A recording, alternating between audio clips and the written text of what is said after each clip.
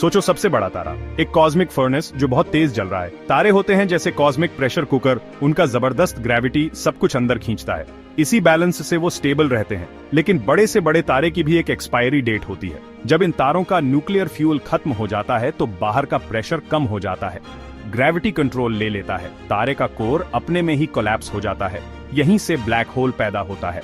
ये extreme gravity space time को मोड़ देता है। इस पॉइंट ऑफ नो रिटर्न को इवेंट होराइजन कहते हैं। एक बार क्रॉस कर लिया तो वापसी नहीं, आप हमेशा के लिए ब्लैक होल की पकड़ में फंस गए। ब्लैक होल का बनना एक ड्रामेटिक और वायलेंट इवेंट है। ये कॉस्मिक डेथ बहुत सारा मैटर और एनर्जी स्पेस में फैला देता है। ब्लैक होल के बीच में होती है सिंगुलैरिटी, इन्फिनिट डेंसिटी और जीरो वॉल्यूम का एक पॉइंट। यहाँ फिजिक्स के नोन लॉज काम नहीं करते। ये एक ऐसी जगह है जहां यूनिवर्स की हमारी समझ रुक जाती है। एक कॉस्मिक पजल जो साइंटिस्ट को कंफ्यूज करता है। सिंगुलैरिटी के आसपास है इवेंट होराइजन, वो सीमा जिसके पार ब्लैक होल के ग्रेविटी से एस्केप इम्पॉसिबल है। इसे एक cosmic point of no return समझो। एक बार इवेंट होराइजन क्रॉस कर ली तो आप सिंगुलैरिटी की तरफ खींचते चले जाओगे। आपका फेट तय हो गया।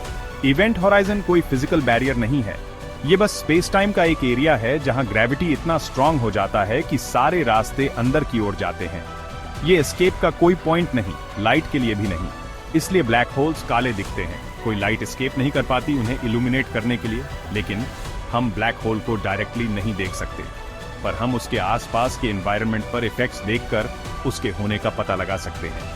ब्लैक होल का इंटेंस ग्रेविटी स्पेस टाइम को मोड़ देता है, जिससे पास के स्टार्स इनक्रेडिबल स्पीड से उसके चारों ओर घूमते हैं।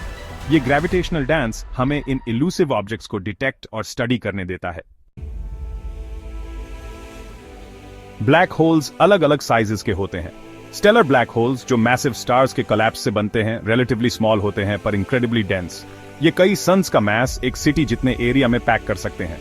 दूसरी तरफ हैं सुपर मैसिव ब्लैक होल्स, असली जायंट्स जो गैलेक्सीज के सेंटर्स में रहते हैं, हमारी मिल्की वे सहित। इन ग्रेविटेशनल जायंट्स का मास मिलियंस या बिलियंस ऑफ सन्स जितना हो सकता है। जहां स्टेलर ब्लैक होल्स का बनना समझ आता है, वहीं सुपर मैसिव ब्लैक होल्स का ऑरिजिन एस्ट्रोफिजिक्स का एक सबसे बड़ा मिस्ट्री है। क्या ये अर्ली यूनिवर्स में गैस के जाइगेंटिक क्लाउड्स के कोलैप्स से बने, या ये बिलियंस ऑफ ईयर्स में ग्रो हुए, स्टार्स को निगलते और दूसरे ब्लैक होल्स के साथ मर्ज होते हुए? साइज में डिफरेंस के बावजूद स्टेलर और सुपर मैसिव ब्लैक होल्स दोनों गैलेक्सीज के एवोल्यूशन में इंपॉर्टेंट रोल प्ले करते हैं। ये स्टार फॉर्मेशन को इन्फ्लुएंस करते हैं, गैलेक्टिक विंड्स चलाते हैं और यूनिवर्स के लार्ज स्केल स्ट्रक्चर को शेप देते हैं। सेक्शन 4, ब्लैक होल्स इतने ब्लैक नहीं है। एनर्जी एंड क्वाजर्स नाम के बावजूद ब्लैक होल्स पूरी तरह ब्लैक नहीं होते। जैसे मैटर ब्लैक होल में जाता है, ये super heated gas and dust का एक स्वर्लिंग डिस्क बनाता है, जिसे अक्रीशन डिस्क कहते हैं। फ्रिक्शन और ग्रेविटेशनल फोर्सेस इस मटेरियल को बिलियंस ऑफ डिग्रीज तक गर्म करते हैं, जिससे ये इलेक्ट्रोमैग्नेटिक स्पेक्ट्रम में इंटेंस रेडिएशन इमिट करता है।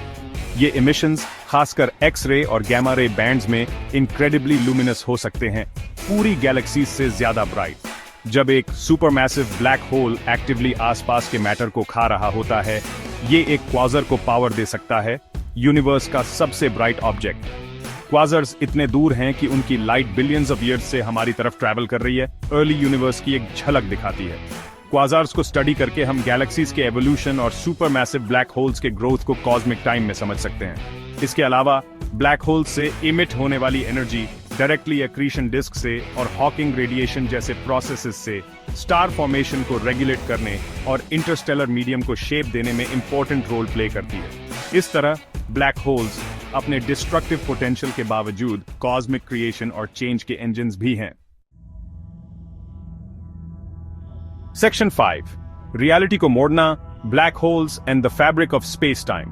ब्लैक होल्स सिर्फ कॉस्मिक वैक्यूम क्लीनर्स नहीं हैं, ये प्रोफाउंड कॉस्मिक लैबोरेटरीज हैं जो फिजिक्स की हमारी समझ की लिमिट्स को टेस्ट करते हैं।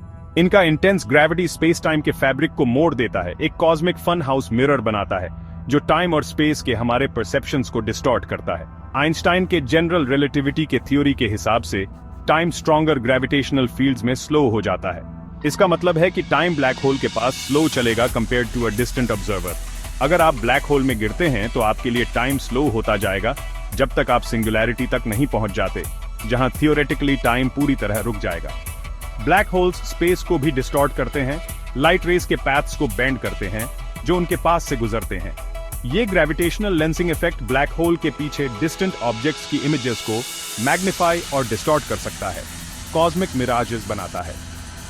इन डिस्टॉर्शंस को स्टडी करके एस्ट्रोनॉमर्स यूनिवर्स में मास के डिस्ट्रीब्यूशन को मैप कर सकते हैं, इनविजिबल डार्क मैटर सहित। इसलिए ब्लैक होल्स कॉस्मिक लेंसेज की तरह एक्ट करते हैं, हमें कॉस्मोस के मिस्ट्रीज को प्रोब करने के लिए एक यूनिक टूल देते हैं।